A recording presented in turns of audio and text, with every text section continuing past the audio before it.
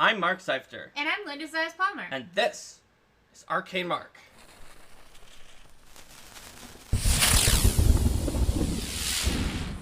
Hello everyone, welcome to Toolbox Familiars, the most asked for and voted for episode ever, overtaking Linda's plushie corner. Just thus showing exactly what our fans want to see, and it is the cute things. I mean, duh. Duh? Yeah. Is it totally obvious? Yeah, because cute things are awesome. That's true, but not everyone always wants to see the cute things. Here, hand me the bat. Okay. Here. It's Foof the Honduran white bat. All right. Foof is gonna hang out with me during this episode because we're talking about one of the cutest parts of the game. All right. So we're gonna talk about familiars today. And it's all about familiars. So this is called Toolbox and not GM tools or player tools, because it's from a GM and a player's perspective, and it's not Pathfinder 2nd Edition tools because it could apply for Pathfinder 1st Edition or really any system where you've got a familiar following around your characters. Thanks for the cheers, Trippy. Thanks so much for the cheer. So, when it comes to familiars, that means we're going to be looking at it from a lot of different directions. Mm-hmm. Which one do you think is a good place to start, Linda? I think a good place to start would be sort of, well, what is a familiar? Okay. And what is the range of things that you're going to have as a familiar?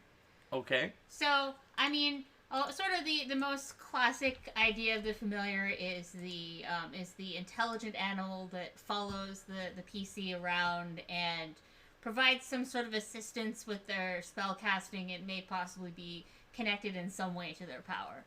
Yep. But certainly there are a lot of familiars that don't necessarily fit in that angle. But generally, when we're talking about familiars, we're talking about beings that have sort of that are more intelligent than animals, and then so they when they're being played and portrayed, they're going to have sort of their own agenda and motives as well. Right. And that's one thing that I definitely want to address in this, because you definitely see cases where people are like, oh well, I'm the player and this is my familiar, and so my familiar is just gonna like run into this ridiculous thing for me and do whatever. But the familiar really, as contrasted to the animal companion, more so is going to have sort of their own plans and agenda. That's right. As an independent character. And depending on your on what kind of familiar you have, they might be even more independent. For example, with the Advanced Player's Guide now in 2nd Edition too, but definitely in 1st Edition as well, you could get an imp as your familiar, and that imp is a devil that's trying to tempt people's soul to hell, not least of which your own soul to hell. And that imp is not just your friend who's gonna listen to whatever you have to say and has your best interest at heart. It also, the imp in Pathfinder 2nd Edition has a delightful ability. It can tempt all of your players and their characters with, like, oh, you want to be able to use a reroll at some point during the hour? That's cool. Yeah, you can do that. You're probably not gonna die during that hour, right? And so nothing bad will happen. It's great. It's a good deal. Or in the less, like, actively working against you in some way. It's just helping you get a reroll. It's helping. I mean, unless you die in that hour, then nothing bad will happen to your soul. So, right? But you can also have familiars that might wander off for other reasons if they have some kind of opposition to you, like a Larakian in 1st Edition. You have sort of the sense of like, well, if you don't stay chaotic good and you're not wandering around and doing new things, they might just get bored of you and wander away. But in many cases, though, the familiar is someone who's going to be assumed to be planning to have a long-term partnership with the PC in one way or the other. Right. That is a mutually beneficial partnership. Absolutely. So, I just lost my train of thought. Okay, so we were talking about what is a familiar, and particularly in Pathfinder and other games similar to Pathfinder, like Dungeons and Dragons or Starfinder, any of those other games. That's what familiars typically are. And I think another sort of basic point about what a familiar is that generally, as the character grows in power, so too does the familiar and the character's means of connecting with the familiar too. So you'd see like, okay, yeah, you know, I can only communicate with my familiar through sort of like an empathic sense, but then I'll eventually learn how to speak with them, and they'll become more intelligent and more and gain like some additional powers and magical abilities. So if you look at sort of it all depends on your system. In Pathfinder First Edition, there was a very required progression that was going to just keep increasing in that way, like no matter what. But when it comes to Pathfinder Second Edition, you can kind of pick and choose what sort of advantages you want to get for your character. So in that way, it's a little different. Now, in First Edition, there were also familiar archetypes, most of which I wrote, that would let you remove certain things from the progression and get some different abilities into the progression from that. But in Second Edition, it's just all familiar archetypes pretty much, because you can just take whatever kind of special abilities you think are the coolest. So I see an implied question here is sort of how do you use a familiar? So there's a lot of ways to go about this. Who is you in this? Yeah. Let's start with the perspective of the player, and you have a familiar. How am I going to use this familiar to further the story? I would say that in a lot of cases, familiars can be an interesting person to play off of the PCs, because familiars are often going to know the PCs fairly well, especially if they've been together for a while. They're going to have seen the PC's progression, the PC's development, maybe some of the times when the PC, some of the PC's moments that weren't their proudest as well. And so they can be someone who knows the PC well and can be sort of a sounding board. The PC is a great role-playing partner for a character, whether that is a role-playing partner because you are synergistic and the familiar is building them up, whether they're a foil who's kind of like snarking back and forth with the character. You can find lots of ways to contrast between the familiar and the character to really bring out an interesting back and forth. Yes. Familiars also, like, you'll probably have some kind of means that they would be able to participate in, combat, but that's not really going to be their major focus in most cases. Improve familiars with wands in First Edition aside. It's not usually going to be their major focus. Right. I often see familiars coming up more in more skill-based challenges and role-playing challenges and scouting as well, for sure, because of their generally relatively small size and ability to be more unassuming compared to a full-on PC. Particularly, you'll have your more animal-type familiars can much more easily blend in. Yep. They may not necessarily be so obviously associated with the PCs as the PCs themselves if they don't super stand out in their appearance. That's true. It really depends if they're very like basic looking animal as opposed to being like an obvious dragon or like really special creature, for sure. And there definitely are sometimes the familiars, like you said, wand users or other. There are a number of reasonably powerful things you could do with familiars in Pathfinder First Edition to make a familiar that was actually doing more than one of the other people's characters. Often involving using magic device on powerful magic items, but sometimes other shenanigans or combinations of things. A familiar can also be a way for the player to sort of express ideas or actions that they would be amused by that they don't necessarily think that their character would do. So Northern Dreamer here is mentioning Riddy Whipple being their favorite familiar in First Edition. So Riddy Whipple's a really fun one. Riddy Whipple is a fairy dragon. So if you are playing sort of a more a more serious character who has a fairy dragon as a familiar, for example, then maybe that fairy dragon would do things that your character wouldn't necessarily do, and it's a way for you to sort of experience more of the game, and then sort of especially when you bring in your PC and your PC is reacting to that as well. Though, as we're getting into sort of these ways that you can play off of them, I would say, and Kitsune Warlock says that he loves playing quiet, stoic PCs with talkative, over-the-top familiars. Yeah, that can be super fun.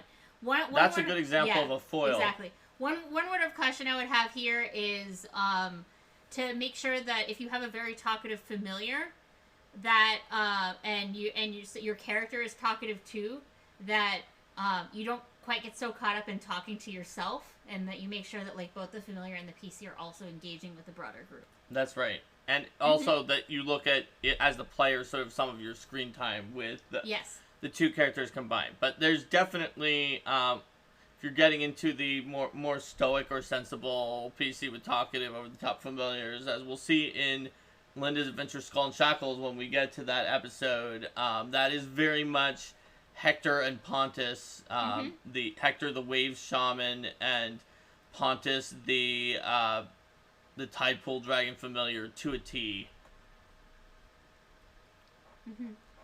If the familiar is connected to some kind of source of power, the familiar can also be a means of gradually gaining access to greater mysteries about the setting, about prophecy, about magic, about whatever it is that the familiar themselves is tied into. And the familiar themselves may not necessarily know what force it is that they're tied into. So we can get into this more in the Skull and Shackles episode for sure, but this Tide-Pool Dragon familiar has ties to the spirits of the sea, and because it's a wave shaman. That are beyond the ties that the dragon necessarily understands, and so the dragon's pompously dramatic claim to be an emissary of the sea is like actually more accurate than. I mean, it knows it's an emissary of the sea. Like it's a spirit animal from the wave spirit. Yeah. And people in chat are talking about you could have the talking familiar sort of be a face or ambassador. That is definitely what Pontus wants to be. He's like, I'm an emissary of the sea, so he'll go up. Like, he's not only bluster, although he's much bluster, because he'll go up to like very dangerous things that could probably kill him, and just start talking to them and say he's the emissary of the sea to earn his keep. He doesn't just sit around claiming to be an emissary of the sea and then demand tribute from the rest of the party. No, he does things. He also does that. He does. Ular said, so you're saying he can see the will of the ocean? He speaks he speaks as the emissary of the sea. Yes.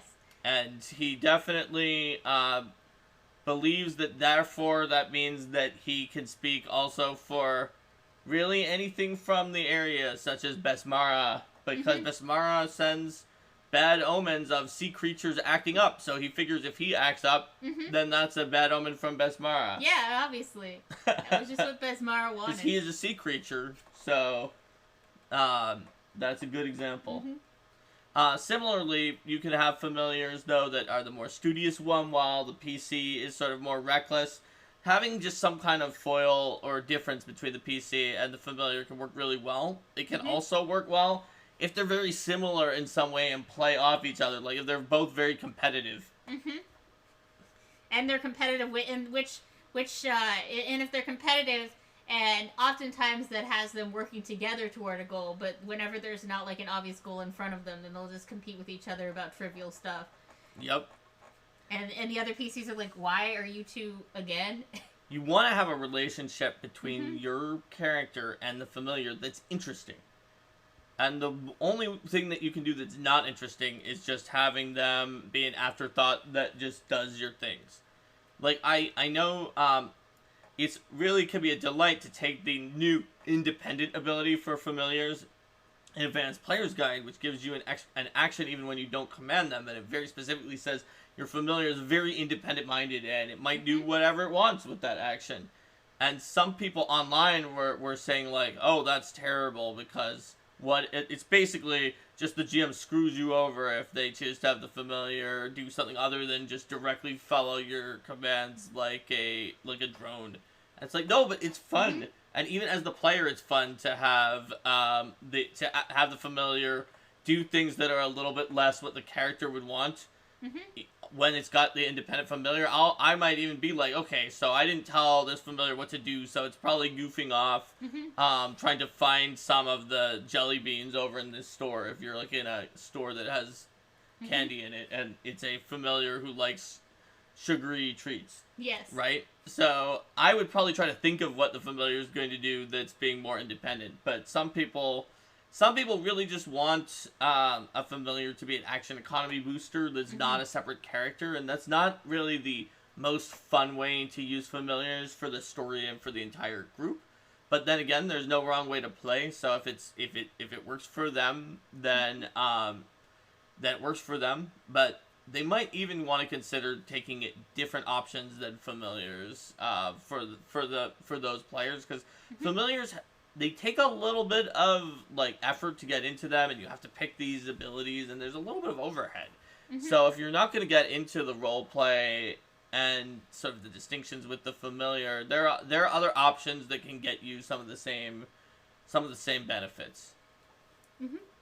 So just like it's useful to think about sort of the short, medium, and long-term goals of your PC, it's also useful to think about those for the familiar as well as a character, and to think about what kinds of objectives they're going to be pursuing specifically, and where do those goals match with the PC's goals, and where do those goals diverge. And that's a good place to think about where they may have conflict. Also, in terms of sort of their beliefs and the way that each of them views the relationship that they have, because no relationship between a familiar having PC and a familiar is exactly the same. Right. And Kitsune Warlock points out that anybody who is affiliated with the Verdant Wheel in Pathfinder Society 2nd Edition can grab a Leshy familiar eventually. Mm-hmm. And so that can be a very interesting option for them as well. Yeah, that was funny, because working on those tables was one of the first things that I did when I took over as lead. That's right. And there have been some blank spaces that were left over. If I remember correctly, like, John had done a lot of work. He was really trying to get as much as he could before the transition, so that he wasn't just handing it over to you and leaving.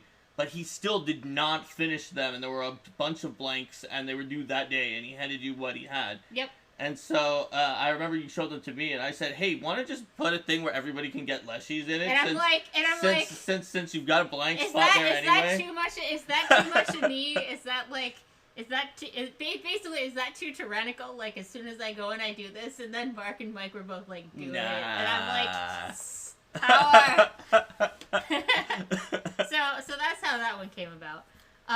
Yep, and Ular Warlord points out the Leshy Familiar Secrets feat from the Druid section of the Advanced Player's Guide by James Case that can get you some extra Leshy-based abilities for your Leshy Familiar. Absolutely true. Let's see. People were giving some stories from their games, like Altero had a player, Alchemist, with a 100% independent familiar that usually insulted and ignored the player, 100% controlled by the player, and people remember the familiar more than the character.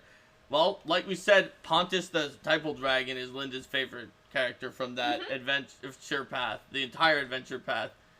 Also, an Alchemist with a very insulting familiar reminds me, I think, my Alchemist in Curse of the Crimson Throne has a green sting scorpion familiar. And no one likes that familiar. No, but if I recall correctly, it's not even that. I didn't even intend to have the familiar be... I'm not saying that none of the players like that familiar. I'm saying that mimetically, that familiar in game ticks everyone off. I wasn't intending for it to be that much of a jerk until I realized it had 2 charisma. And it had 2 charisma, and it kept feeding the green skinned scorpion like alter self extracts and infusions, and then it would turn into a person who also had 2 charisma. And so the person that green sting scorpion is just just like a jerk to everyone constantly. They're like a jerk, but they're like not a jerk enough to really make people super mad. They're just like, this person is generally irritating, and I would prefer if they weren't there, but not enough for me to really do something. Irritating and obnoxious. like I think it would go up to like my alchemist and just pinch Yes. just pinch him with its fingers Yes. as a person. Mhm. Just hey, hey, hey, Yep. hey, hey, hey. Mhm. Because that's 2 charisma. Yeah. That's lower than like you can possibly have if you're a regular human. And then in that Pathfinder wasn't First particularly Edition. convincing though, because like the alchemist would just ignore him for a while, then eventually be like, "Fine, what do you want?" Yep. Oh boy. I mean, familiars can also take really weird forms too, right? Like you can have familiars that are like books or any number of other or constructs or any number of other things. Really, just this. Yep. It's the concept of having some kind of magically connected. And certainly in second edition you can the Magambia attendant archetype has a mass familiar, and the Baba Yaga patron just has I have a random object as a familiar. Maybe it's a Fabergé egg. Who knows? And one of the cool things about all these different types of familiars and the idea that it's connected to some sort of greater spirit is that you can also have the familiar's form shift and change over time. Excuse me. Let's see. Tired Taurus had an idea of a Leaf Order Druid Leshy making the Leshy familiar like a younger sibling spirit. Oh yeah, totally. Byron Strape asks, what are some ways GMs can use PC's familiars to drive or influence the story beyond kidnapping them and putting them into danger? The familiars, as I was saying before, the familiar may be able to start tapping into some greater well of magical knowledge or insight, based on sort of the connections that they have and the animating force that allows them to have the intelligence that they have. If there's something that wouldn't normally have that, or if they are sort of a more independent thing, like an imp or Lurakian or something like that, it could be their own plots that are coming into motion.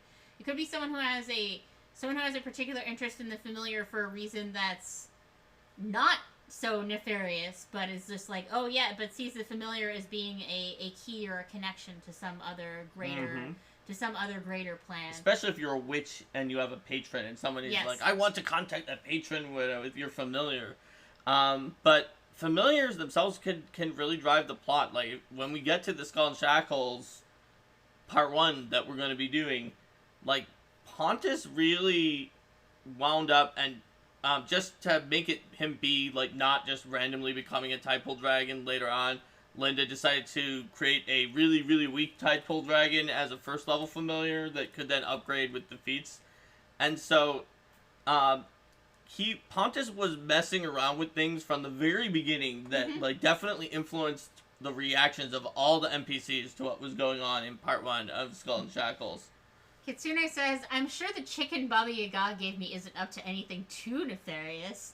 Right, famous last words. Right. Oh, the caller of Worst Familiar Stories. First edition Promethean alchemist creates a homunculus who is devoted to the point of unsettling. Color of sacrifice makes your familiar despondent and paranoid. You can make life and love you forever, but you can also make it distrust you. Yeah, that is. Yeah, that is. That is something. That is certainly a very unusual an uncommon relationship between the PC and the familiar. And like in our Kingmaker game, as we saw, you can see in the Linda's Adventures Kingmaker episodes, the Grand Diplomat for the Kingdom was a Lurakian familiar who would just travel away from the Master, which was my character, a bard, and just leave and go to other kingdoms and do diplomacy with them. Yeah. I'd say she also did more damage than my bard did, although obviously the buffs I put onto the party helped them more because she would use staves in combat. Yeah. And the and for that familiar thing too, sometimes having a familiar respond when in an interesting way when the PCs are treating that familiar in a way that's not necessarily respectful of that familiar, taking the role of the familiar to have them respond to that. Sort of like an iconic example, it was in an encounter where the player had their Arbiter Inevitable familiar put up a bunch of shield others, and the party got nuked by a bajillion fireballs, and the Arbiter promptly melted into slag that took multiple minutes to reform. And some of the PCs were like, They are like, oh my gosh, I feel so bad for your familiar. Like, that must be awful. And then the player of the PC was like, yeah, it doesn't matter. It doesn't feel pain.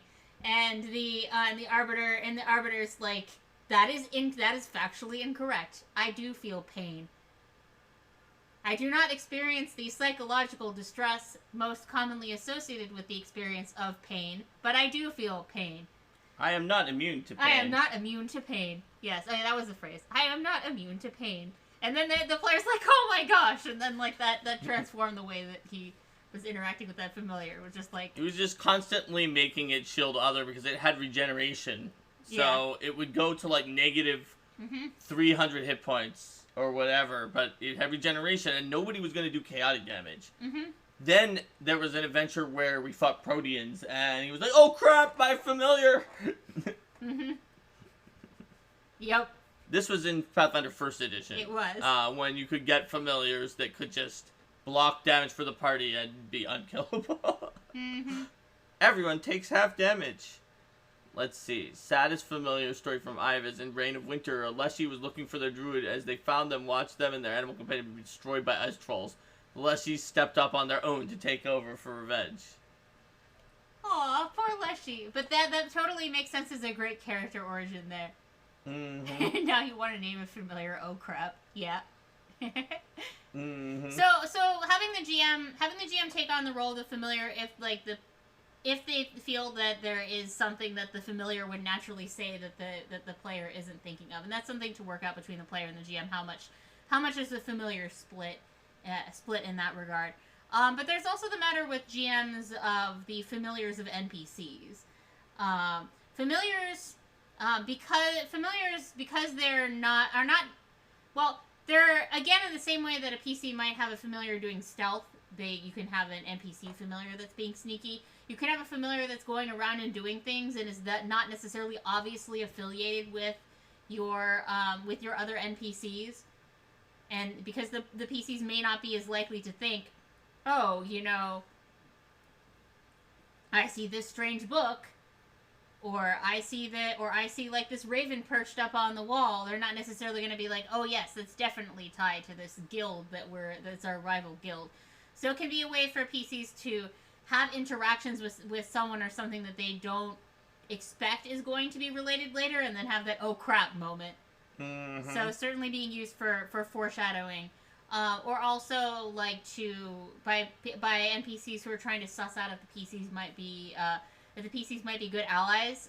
If your PCs have familiars, having NPCs that have familiars that themselves have interactions with the PC's familiars, and then the natural topic of, okay, well, what's your dynamic with the person that you're working with?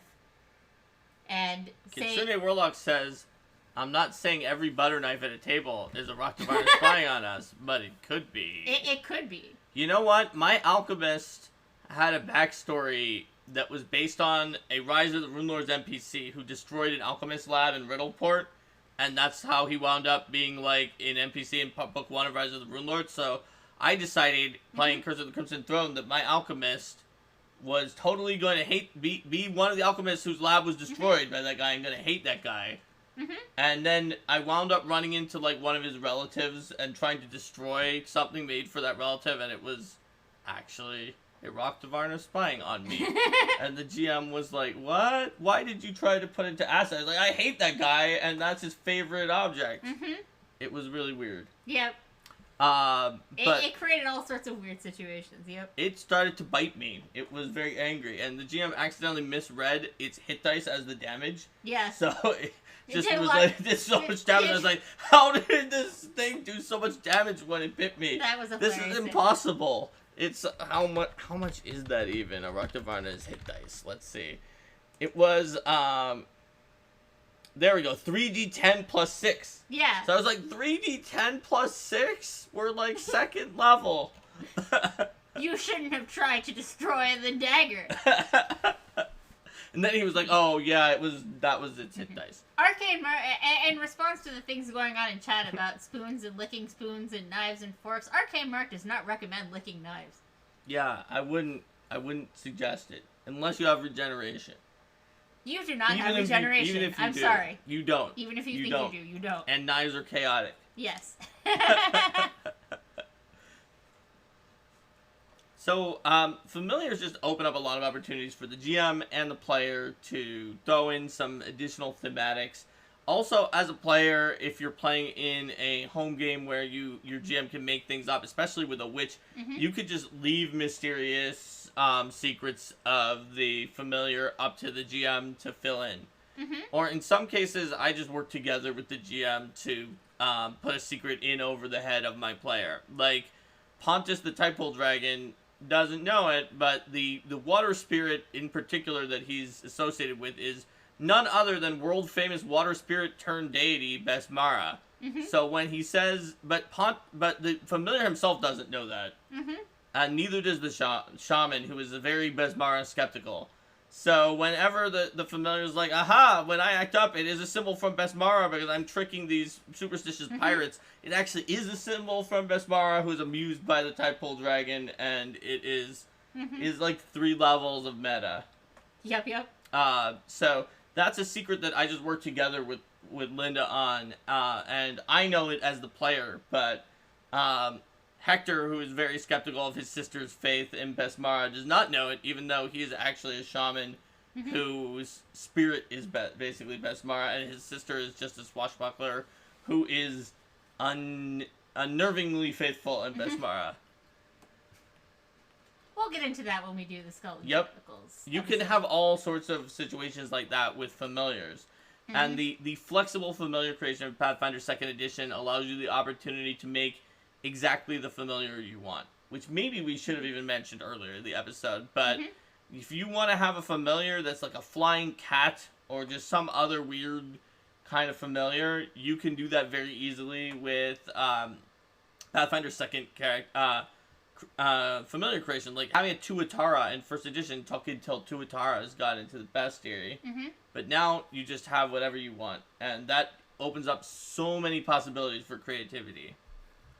So, what if people want to do something that's more specifically focused on familiars? Like they want to do an adventure where the characters are familiars. Well, if they want to do an adventure where the characters are familiars, maybe you should tell them about Case of the Disappearing Wizards, the adventure you wrote where the characters are familiars. So I think that once you start moving down to the scale of familiars, it's good to keep in mind that a lot of sort of the familiars numbers are going to be lower, as are the numbers of maybe the kinds of the things that they're going to be fighting. So scaling things to sort of the familiar scale. So if you have, say, tiny size familiars, then maybe they do maybe you have them in that sense do damage that's more typical for a medium creature. But then when they're fighting this great giant threat, that it's actually, when they're fighting like this massive threat, so like this colossal tyrant that's like actually a normal sized horse, but for them it's ridiculous. Yeah, I mean, a horse compared to a tiny creature is 3 size categories larger. That's the same as the difference between you and a Tyrannosaurus. So. Yes, exactly. So presenting those, I would say like scaling the battle map and you can scale the battle map and the damage. Or you can present them with challenges that are things that would generally be very weak, because you know that they're not going to be doing that much damage, and then give them some other special abilities to compensate based on their powers. So in the familiar adventure that I did, it's a lot less about dealing direct damage with your own bites and things like that, which you can do, and a lot more about like, oh, you're the familiar of an alchemist, so you have these kinds of alchemist powers. You can tap into your wizard's abilities or other things like that. So I would say that being creative about the source of the magic and how that works, as well as sort of what kinds of skills they're gonna have, because familiars can be sort of on a very different. Being on a smaller scale also means that you can get into a lot of areas that the PCs wouldn't typically be able to get into. So thinking about what the world would look like from their perspective. Right. Yeah, and the difference between being able to climb and not is significant. Can you open doors? That's significant. Yep. Can you sneak through like these teeny tiny little crevices and spaces? That's significant. Mm-hmm. Absolutely. So you kind of have to be a little bit, or you probably should be. You don't have to be. You could play it exactly by the rules, but to have the most fun with the familiar adventure, you kind of make a variant version of the rules that all works out. Yes. Can you lesh? That is significant. Yes.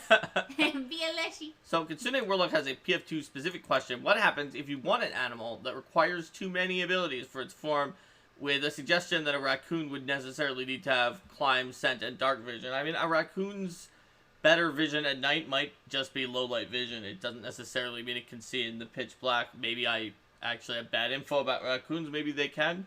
But there are animals definitely out there and other creatures that would need to have a whole bunch of extra abilities that would go into it.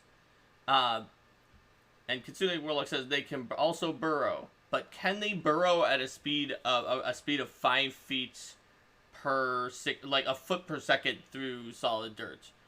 Because a lot of creatures wind up, even we sometimes erroneously give burrow speeds to creatures that actually, when you look at how fast they burrow, shouldn't have a burrow speed. They should just have something in their entry that is like, they can use athletics to burrow at a slower speed.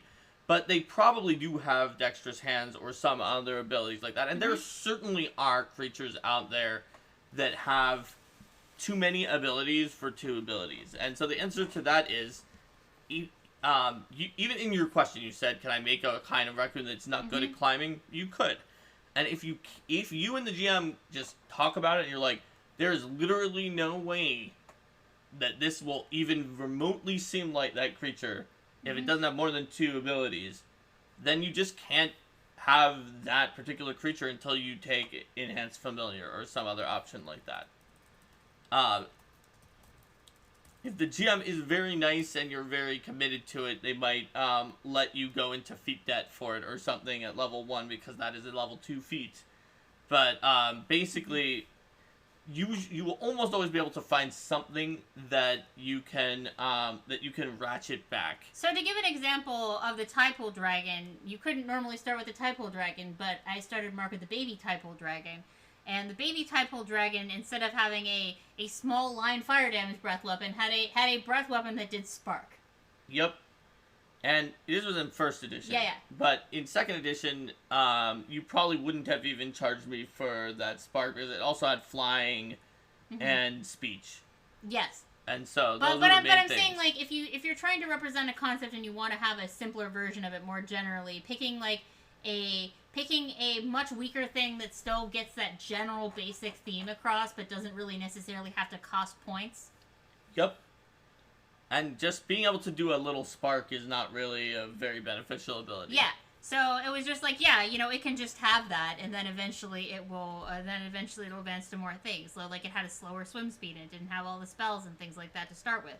But then it advanced in its abilities. So I would say that I think that's the kind of strategy we've used the most often, is saying that it's a sort of young whatever that creature is, that hasn't quite developed all their abilities. But when the PCs level up, and they get stronger too, and then they come into their own more so, and they're probably going to be very proud of themselves for that. That's right. I mean, Pontus would just do his spark breath weapon would. anyway. It's like But this once tiny he got stuff. his crappy but not quite spark breath weapon ability, he's definitely used it before on creatures that he really shouldn't have. Well, because how much does the full 2d6 type or 2d6 or something, and it's a really low reflex Yeah. DC. I mean, it went up because it counts its hit dice as being Hector's hit dice. It does but eventually, but yeah, it was still 2d6 damage. You're like, look at this. One time I think he actually got the kill with 2d6 damage, he and didn't he have was to like, do that. I defeated this. Yep. Hector's like, you just stole the kill from everybody. It's like, no, you should praise me because I defeated this horrible monster with my mighty breath attack. You can also have the familiar transform. Like, you can also have the familiar transform, like, physically into a more powerful like the version. Chosen One or the Magical Child in Pathfinder 1st Edition. Exactly. Kitsune says Magical Child has entered the chat. Yep. So that way, if the player wants to keep sort of the same personality, over the course of the time, but then change the form Yep. of the. I created the first version of that in the Chosen One for Familiar Folio, and then reused it a few times when working on sort of some other archetypes down the line when it made sense. Like that same language about, oh yeah, Luna, the cat that you found, turned out to be a Sylvanshi, a Gathion. And you didn't know it until You then. didn't know it until then. Or but by you, that means the PC, like the player could be in on it, or they might not be in on it. It's very interesting either way, really. That's right.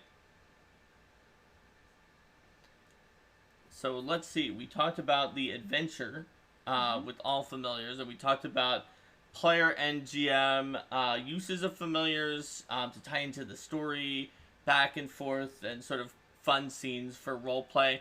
Does anybody else have any specific questions about familiars that they want to particularly know? Or here's one, Linda. What was the cutest familiar that you've had as a player? Because we talked about my familiars. I mean, it's gonna have to be Oak Sprout, right? Because she's a tiny little leaf fleshy. That's true.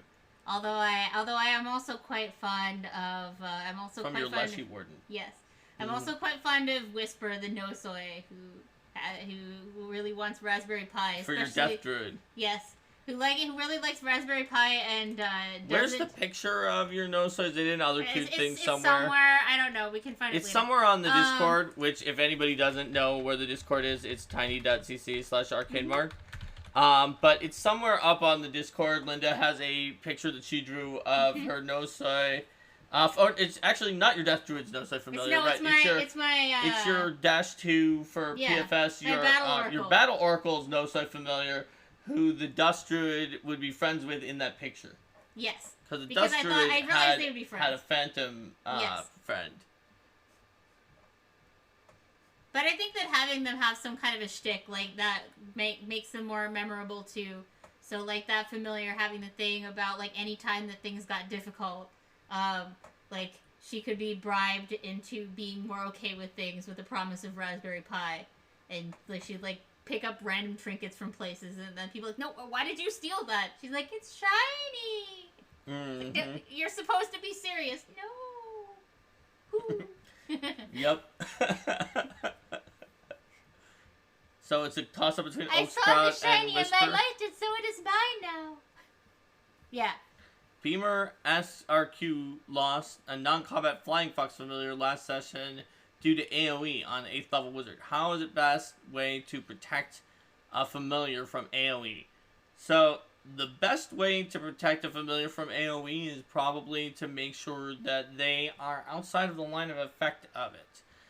In Pathfinder First Edition, there are ways like familiar satchels and other like bags or containers that you can duck inside of. But if you want to use the familiar in combat, you're not going to be able to do that. So you could consider taking some options to increase survivability, such as the damage avoidance familiar ability, which kind of gives you evasion-like abilities, and also there's one that gives you extra hit points as well. That gives you quite a few extra hit points. In Pathfinder First Edition, familiars got improved evasion, which is very handy, except for that a lot of familiar archetypes took it away to give you something shiny and powerful, and so then you would take that and then get killed because you didn't have improved evasion. And as Joe Jungers points out, witches have phase familiar focus hex, which is a very good way to protect their familiars. And also, their familiars just come back like at the drop of a hat.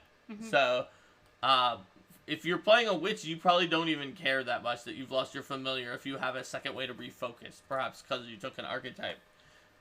Because literally, other than refocusing, by the time you need them the next day to prepare your spells, your patron sent you a replacement. And you can also use hero points to protect your familiar from being dead too, can't you? Presumably you can use hero points on your companions because they don't have their own. Yeah. Doesn't necessarily say one way or the other, but I mean, everyone cares about their companions in the end, and so they might want to be able to.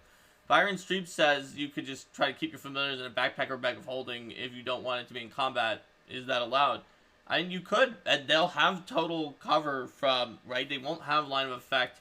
The familiar won't be able to do anything to influence the battle, but neither will anything else reach the familiar unless that bag gets destroyed. And we tried to make the sort of things that you're wearing a little less targetable than before because of the fact that nothing is more annoying for your character than having your gear destroyed. Even dying is probably not as annoying as having your favorite gear destroyed. Mm-hmm. So, let's see.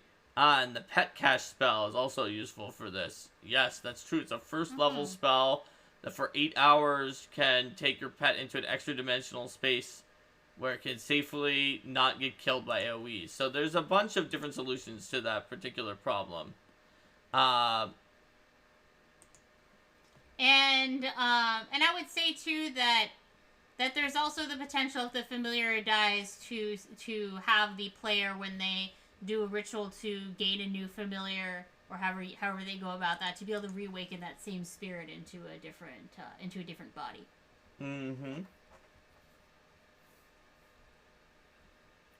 All right, and Beamer SRQ says, "Do familiars get go to dying?" Well, it doesn't say directly in the rules that they do, but they certainly are an important NPC or character, so I would say that they should. Mm-hmm. But that doesn't mean that if you rule that they don't, that you're wrong. It just means that you're being mean to their poor little friend. I would give animal companions and familiars, and also, in the same way, any NPC who's traveling with the group that's their allies, the chance to go to dying, because those have proven themselves to be an important character. Tartarus is asking if a familiar can turn into an animal companion or vice versa. So in Pathfinder 1st Edition, there are a few ways that you could do something similar to that. There was the Courtly Hunter, which gave up quite a few very powerful teamwork feats for the ability to have sort of like the ultimate animal companion that has all the advantages of a familiar as well, and can sneak into places by looking like a harmless animal. There's also, on the flip side, the spirit animal of the nature shaman can gain some of the powers of an animal companion in Pathfinder 1st Edition at higher levels. Joe Junger says, in my book, named NPCs are significant. You know, Joe, I do that a lot too. I actually use PC like Death and Dying for a lot of named characters as well. And I really like that, because what that also means that it's a lot easier to not kill your opponents. Yep. Absolutely. And familiars are named. So, there you go. Like, I would definitely, and have always given them dying, but you're not like, the GM isn't wrong to, if they decide that they're not going to, because it's within GM's discretion to decide. If the familiar comes out of the pet cache, then it's going to dismiss the effect. So they're totally safe for up to a very long period of time, but not if you want to have them come out and do the shenanigans.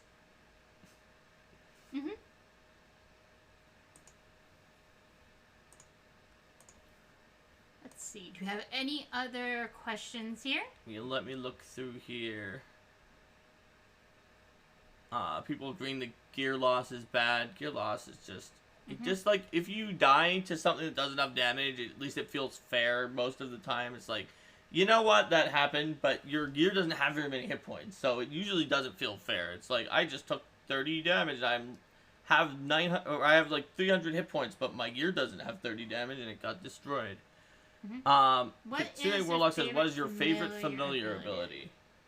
What is your favorite familiar ability, Linda? Gosh.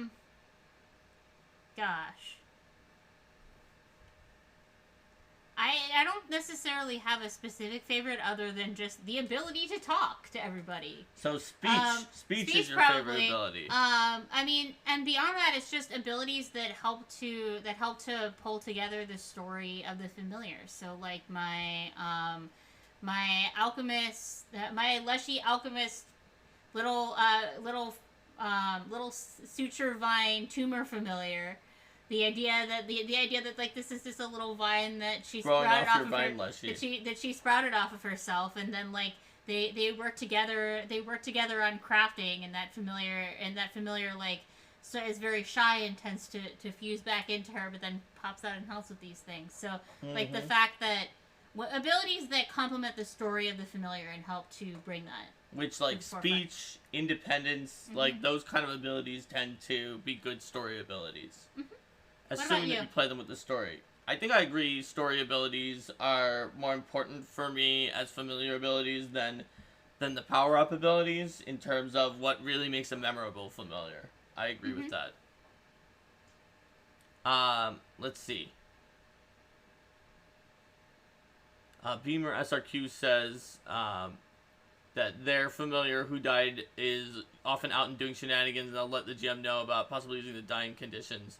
Yeah, if you don't use the dying conditions for animal companions and familiars, they're gonna die. They're gonna die really often because they have fewer hit points than a PC.